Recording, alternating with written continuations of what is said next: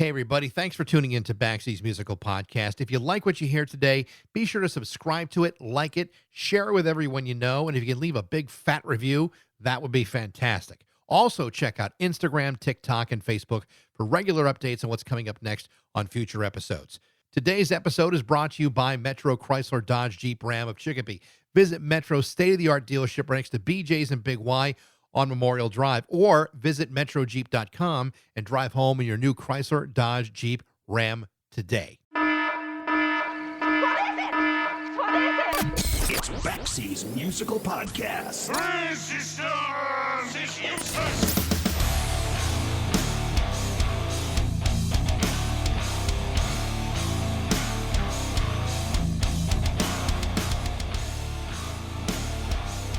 Okay, listen. I'm about to make two crazy-ass statements that at first you're probably not going to agree with. And the reason you're not going to agree with these statements is because you might not have been fully exposed to this information. Number one of the greatest metal bands that I have ever seen live is, without question, the Scorpions. Now, you might say, really? The Scorpions? And my response to that would be, oh, hell yes. The Scorpions were freaking amazing. And I do not say that lightly. The second statement is even more true. In a world of extraordinary guitar players, one name that gets continually overlooked but belongs amongst some of the greatest guitar players who have ever walked the face of the planet was a man who played with the Scorpions from 1973 to 1978. He played on 4 of the Scorpions studio albums, from Fly to the Rainbow, In Trance, the controversial Virgin Killer, and the insanely great Taken by Force. The man I'm talking about is Uli Jon Roth. And if you are not aware of the man's astonishing talent, then you need to forget every preconceived notion of who you think are some of the greatest guitar players of all time and listen to the man play. Unfortunately, Uli Jon Roth left the Scorpions just a few years before they started to achieve international commercial success. But in my opinion, Uli was the greatest guitar player that band ever had, and they certainly have had their share of great ones. In 1979, he went to form his own band, Electric Sun. He then went on to enjoy an amazingly productive solo career, which includes composing 4 symphonies and a few concertos, all of which have been performed with symphony orchestras throughout Europe. He's also designed Sky Guitars, a line of incredibly innovative high-end instruments that have been designed to do what regular guitars simply cannot do. Uli Jon Roth is currently on a North American tour with an incredible multimedia performance that not only touches on his long body of work, it also incorporates other pieces and a preview of his new book, In Search of the Alpha Law. When I tell you that you need to dive into some Uli Jon Roth, you need to dive into some Uli Jon Roth immediately. At nearly 70 years old, the man will blow your socks off. And so it is a real pleasure to talk to the amazing Uli Jon Roth on Baxy's Musical Podcast.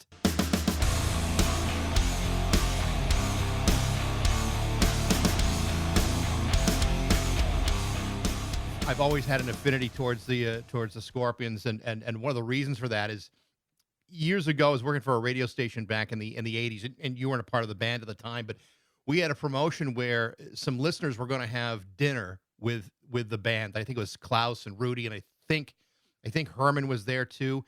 And it was scheduled in an old traditional German style beer hall. And surprisingly enough, In the beer hall? a beer hall with the long tables and beer steins and everything. And it appears as though those guys were very comfortable in that kind of environment. I mean, they've seen it all, been there, done it. You know, we used to play in the weirdest places, tents, you name it. You know. Yeah.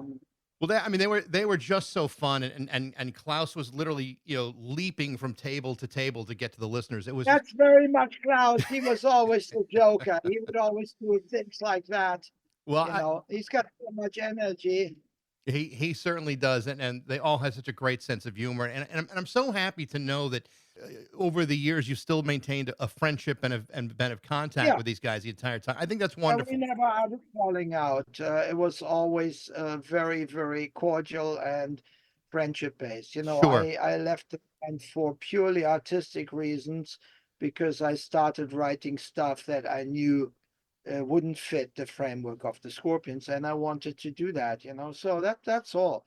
But there was never any personal Yeah. animosity, far from it, you know, because we were a real good family unit, and still are. So whenever I meet Klaus and Rudolph, it's like his family, you know. It's that simple. Yeah, I've heard you talk about in the past about when you left the band, and you know very clearly when you hear where you were headed with Electric Sun, and then hearing where they were headed with their career. I don't know how the two sides could have coexisted creatively or artistically. It doesn't seem to have been something that you guys could have found a way to maintain. Well, with hindsight, if back then I had the same abilities that I have now, I could have multitasked and maybe had Electric Sun as a solo project. I could have stayed, and I would have written more stuff like Cesar Sharon, etc. I would have stayed in that genre. Yeah. Yeah. Um, but back then, I I really distinctly felt that I need all my mental uh capacity to do the Electric Sun thing, because it was quite an undertaking, stepping away from the comfort zone of a successful band and starting something completely new from scratch. And suddenly I had the full weight of everything on my shoulders. Before it was the shared weight, you know, where Rudolf, Klaus, and I pretty much shared the weight, and the other members too. There was Francis, who was very helpful in the early days, you know. So, anyways, it is what it is. You know, it was a great time, and I don't want to miss it. You know, Yeah. it was very yeah, it was really a nice time in my life. I'm grateful to have had that experience. What's really remarkable to me, and I had to do the math to figure out, well, how old were you when you joined the Scorpions? You were I think I was 18. 18 years I old. Yeah, yeah, it was 18. I had just turned 18, literally. That's what people in rock used to do, you know. Yeah. Um, I became a professional then. You know, Michael Schenker was even earlier than me. So here's an 18, 19-year-old kid, and within a few years you're playing. I was listening to Taken by Force the other day and listening to Sales of Sharon again, and I'm thinking, where does this kid come from? I mean, tell me about the start of music for you. Obviously, you probably weren't playing guitar out of the womb, but to be playing at that level had to take an extraordinary amount of hard work and Uh, ability. no, it wasn't. It wasn't hard work. I was practicing like every kid practices. You know, when I came home from school, the first thing I did, I didn't do my homework.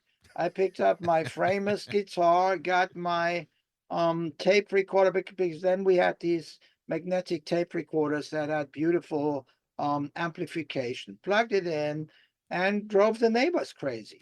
You know, with playing um, Blues Breakers with Eric Clapton or Cream, Yeah. you know. And so I learned like that, really. You know, before that, way before that, I was a Beatles fan, and I knew all their songs, and that gave me, before I could even play, I had already a good grounding in melody and harmony, because with the Beatles, it doesn't get really much better than Right. that. So And Klaus Meine was the same. He was also a real Beatles fan, yeah, and it shows, it you know. does. It does. So How old would you have been when you first got your very first guitar? I was quite old by today's standards. I was 13, you know, but I already played the classical trumpet before. That's where I learned how to read the music. You know, I learned from an orchestra player, and then I picked up the bass, and very shortly afterwards it was the lead guitar. But I tell you, maybe it was good that way, because if I had started earlier, maybe I would have become a music nerd, you know, like one-sided. And I already had a full creative thing going before music, and that was photography, and a lot of things connected with that. So when the music came, it came strongly. I don't, I, I just remember that it was effortless, and it was so quick. It's almost like the guitar revealed herself or itself to me in a way that we were old acquaintances, and I didn't need much guidance. I just copied Eric Clapton and I copied Jimi Hendrix. I learned from these two mainly and soaked it all up like a sponge. And then I started playing the classical guitar, Julian Bream, Andre Segovia. I learned like all these Bach pieces, and then I got into classical music, and the electric took a backseat until the Scorpions happened. And then the classical guitar took a backseat, and I went into electric. And in those years, I just made, I guess, a lot of progress very quickly, and yeah, I was practicing, but not fanatically, Yeah. I I mean, think I was practicing more on the classical guitar. The electric seemed very easy, and it just came. It was really strange. It was almost like I could play it like all immediately, almost, because I remember a few months after I started, we were already on stage playing "Sunshine of Your Love" mm. and "Hideaway from Blues Breakers." It was probably pretty atrocious by today's standards, but it didn't feel atrocious. I felt good on stage. But Well, started. your playing has always seemed to be so precise and so technically clean that to have made that kind of leap from the age of 13 to the time you're in the Scorpions. I mean, you talk about, a fast development. That had to be like dizzyingly fast to develop It that was kind it of was technique. really fast. Yeah, it was like magic. I can't really Mm, explain it, and I didn't have a tutor. It's just like almost like I instinctively did the right things, because some people practice forever and they don't get much better. I somehow knew how to practice, so I really got a lot out of it. And yeah, I learned the technical precision aspect through the classical music. Later on, I learned the piano and the violin. So, yeah, my playing normally is precise, but on a bad night, yeah, I can be sloppy too. Yesterday I wasn't really so happy because we were playing in a place with where the stage was really not good and the sound was weird on stage. My amps broke. This didn't work, and I was dead tired before I even started. So yeah, there were a few runs where I said, yeah, if I had not been so tired, I wouldn't have missed that.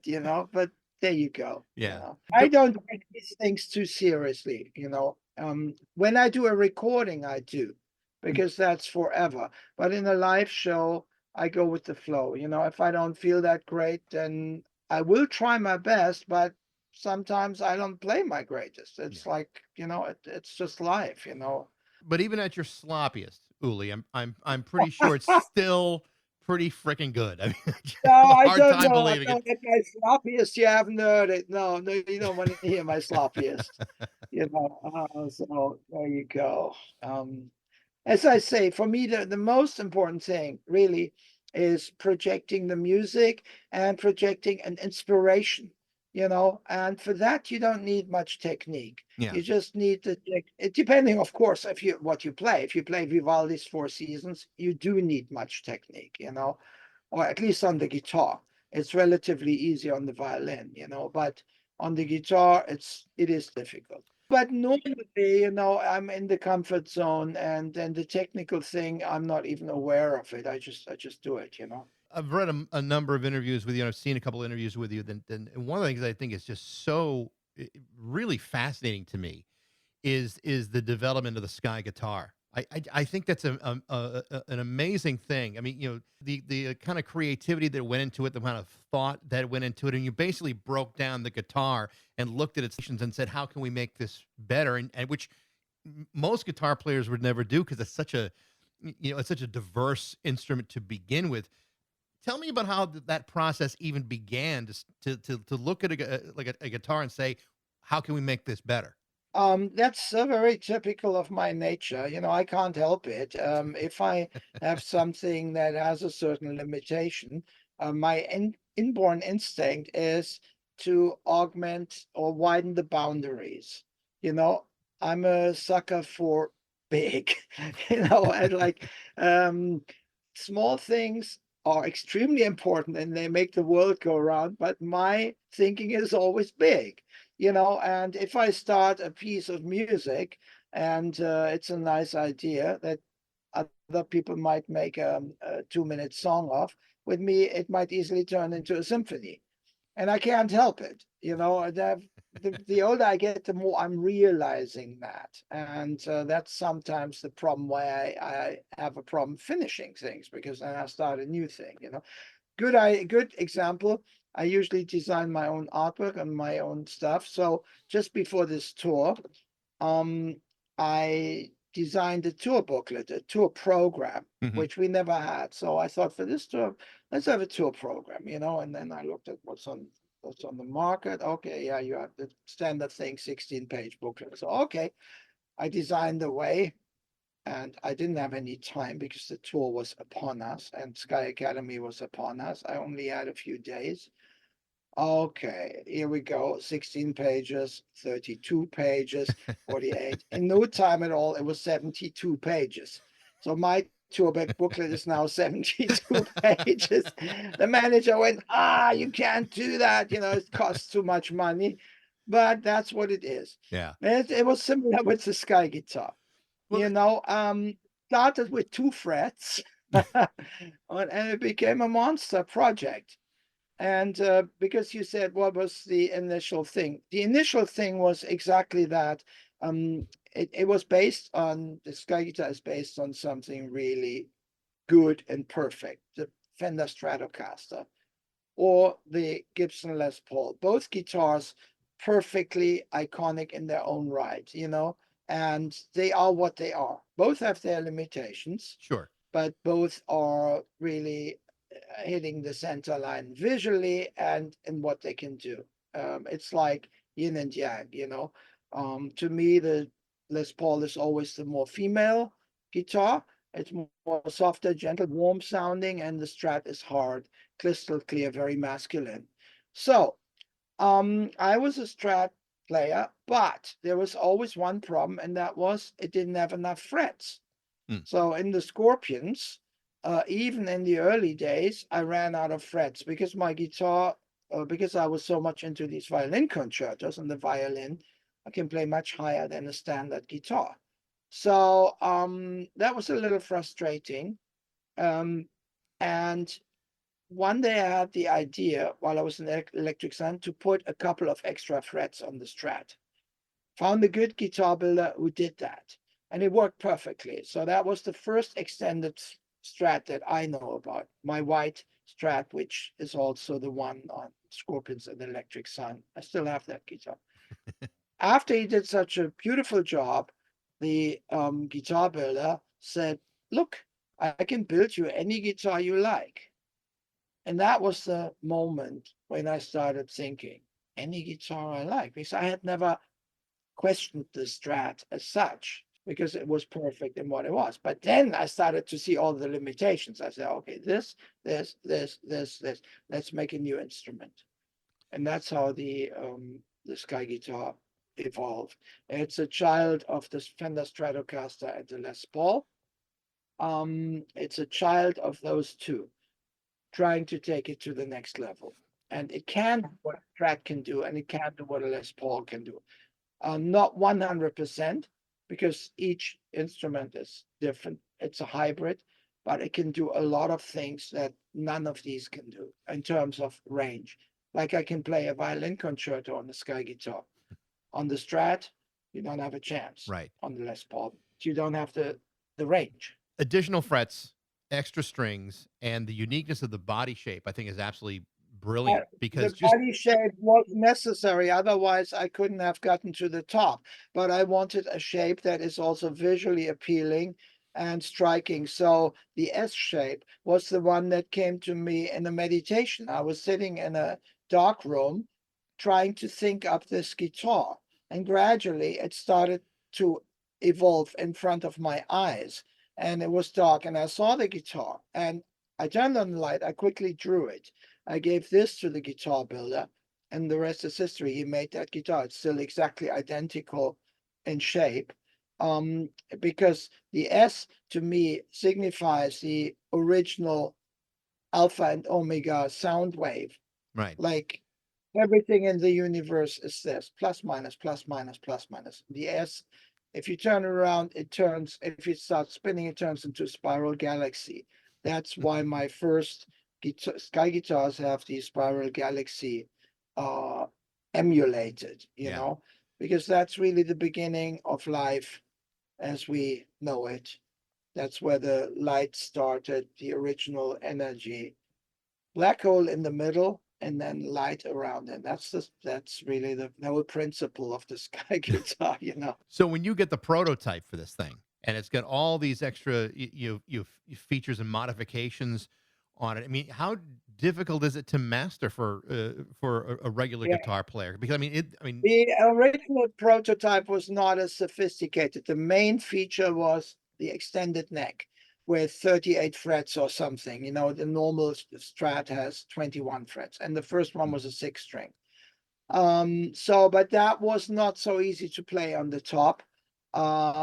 And I needed to really learn how to do it. It's really a different instrument. And now the Sky guitars are like Formula One racing cars. You really need to know what you're doing to get the best out of it. Otherwise, you'll have a train wreck or a yeah. car crash. So And, blow up amplifiers, if you drive them too hard because it has like a 80 dB output or much more than a normal guitar. And you can make any amp sing at low volume just from controlling it from the guitar. But not every amp can handle that. In the beginning, I blew up lots of amps until I knew what not to do. so So so these are high end guitars, they're Roth. very expensive. Yeah, they Yeah. go from $20,000 to $60,000 or something like this. Yeah. So Yeah, we're selling them on the web. this is not something that Mr. and Mrs. Roth would get their 12-year-old child to learn how to play guitar. Not a good idea. No, I not a wouldn't good think idea. so. Okay. You should be already a player to play this. Having said that, quite a few have just bought them as collector's items because they like the look. I got that a lot. So in Japan, most of them are in Japan. Hmm. Quite a few are in America. Um, some are just hanging on the wall and people cannot even play. It's sad for the guitar, but that way they'll last forever. It'll go to the next generation. And I hope that's to be the case, Yeah. because not many people know how good they are because they can't try them. You only find it out once you're actually playing one, and there's only 100 in the world or something like Wow. that. Wow. Yeah. I've always been amazed with guitarists, especially the different. Or I've always noticed a difference between, say, the European guitar players, particularly in your case, in Germany and nearly everybody else. American guitar players seem to be very inspired by the German interpretation of American blues, whereas the '70s come around and all of a sudden we're much more focused on technical proficiency with especially with prog and metal. What are your thoughts on that? I mean, is it because of the difference in audience, is the difference in culture, or do you not see a Uh, major difference? yeah, no, there is a major difference. You see, every country has its own spirit, so to speak. And when you're born into France, your mind will work very differently from when you're born into England or America or Sweden, Switzerland. It's these cultural impact or is it's like a filter that really changes the way you think, even the language. You know, a German thinks differently from somebody who speaks English because the language really forces us to think in a certain way. Mm. It's very much the same with music. American players are very different from European players. And that's why it was so interesting when the first electric guitar players, the big ones, they came from America initially, other than Django Reinhardt, who was typically European. And you had the jazz players, Charlie Christian, etc., all these people, you know.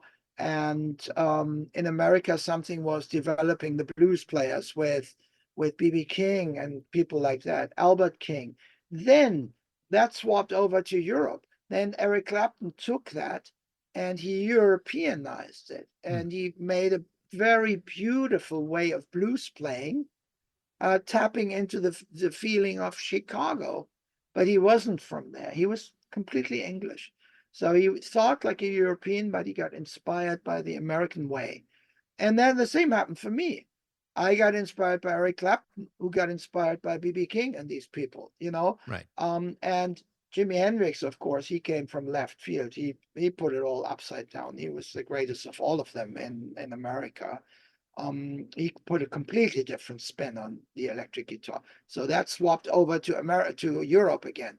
And every single European guitar player was kind of indebted to what Jimi Hendrix did. Even those who won't acknowledge it or admit it, you find a little piece of Jimi Hendrix in every guitar player nowadays. Yeah. It's in the genes, you know. And Eric Clapton was the same because they were like the first who really nailed it and put it on the big canvas, you know, no questions asked. And that, and then I'm like the second generation, Schenker, second generation. Blackmore was in between, you know, he was very important. Jeff Beck was extremely important.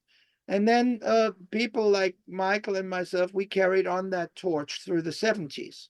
And then Van Halen came and Ingve speeding it up, you know. It was a constant back and forth between the minds of these people who were influenced by other cultures. It's a very, very interesting subject, Yeah.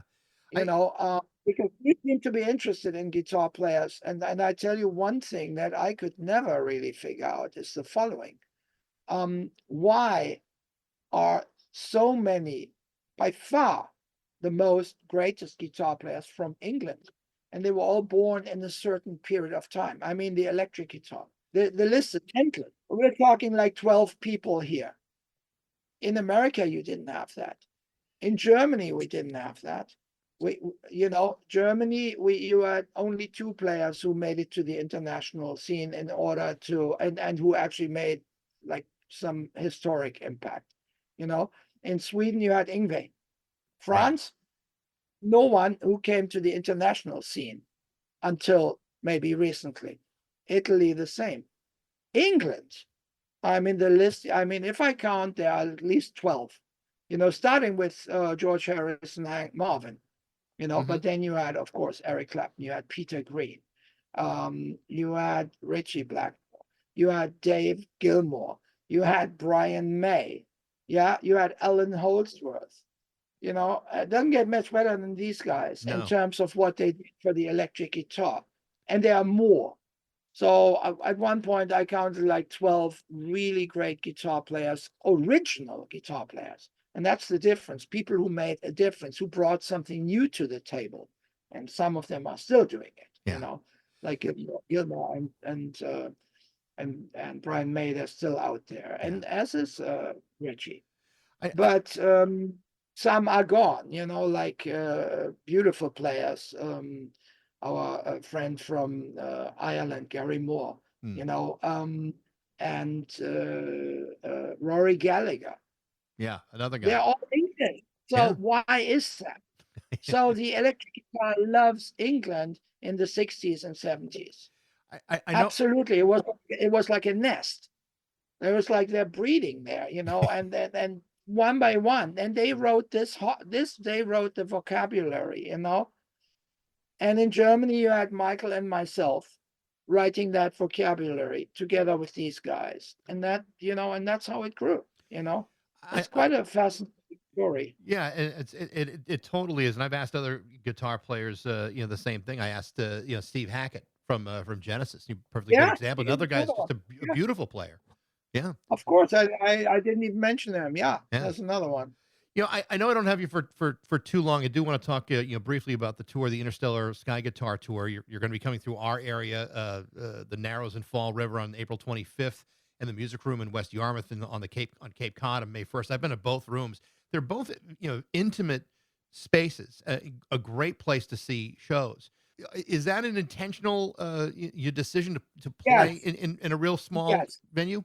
Yeah, well, the most important thing is we need a stage and a screen Mm, because the original tour before COVID, which was canceled 3 times, you know, in North America was 70 dates, and that was my solo show.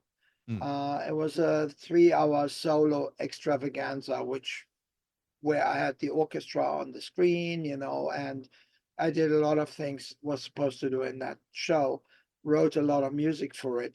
And now coming back after this time, a lot of people had bought tickets. So I didn't want to let them down. So I'm doing at least half of that solo show in the first half.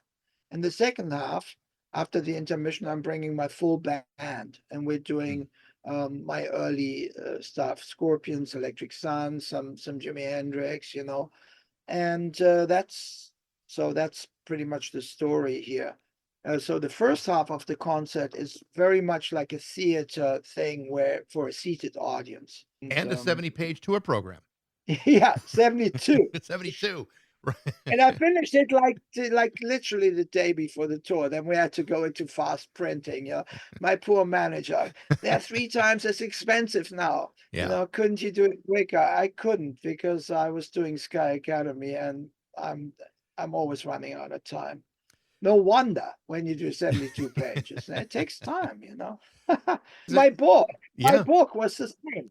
I wrote it in lockdown and it turned out like over 600 pages, that size, you know, And with and 1,000 pictures and images. and the and So the and the book is incorporated into the show a little bit too. There is yeah, yeah, yeah. yeah, because it's the same language, it's the same, it's difficult to explain, but it's part of it, it's an artistic book. Uli, it's a real pleasure to talk to you. I wish you best of luck on this tour. It's a pretty lengthy tour, and like I said, you're coming Yeah, to we to have our an area. off day, the first off day today after 8 shows. No, we couldn't wait because it was pretty tough. The first, I mean, it was really exhilarating. We had some great shows, and the audiences seemed to love it. And the American audience are always so nice and forgiving. When we had technical glitches, they just smile and they take it. And as long as the inspiration is there, and we always delivered on that front Yeah, night after night. So I'm looking forward to the rest. yeah. Falls River, I've never been there. Well, Fall River. it'll be great to have you again, Uli. It's So been that would be been a real pleasure to talk to you. Best of luck on the rest of the tour. my pleasure. Thanks for the interesting questions. No problem. Thank you, Uli. Appreciate it. Yeah. Bye bye now. Thanks for listening to Baxy's Musical Podcast. If you liked it, be sure to subscribe to it, share it with everyone you know. Remember, you can get regular updates on Instagram, Facebook, and TikTok on upcoming episodes. You can also email me at bax@rock102.com. Thanks to Metro Chrysler, Dodge, Jeep, and Ram of Chicopee for their support, and thanks to you for listening to Baxy's Musical Podcast.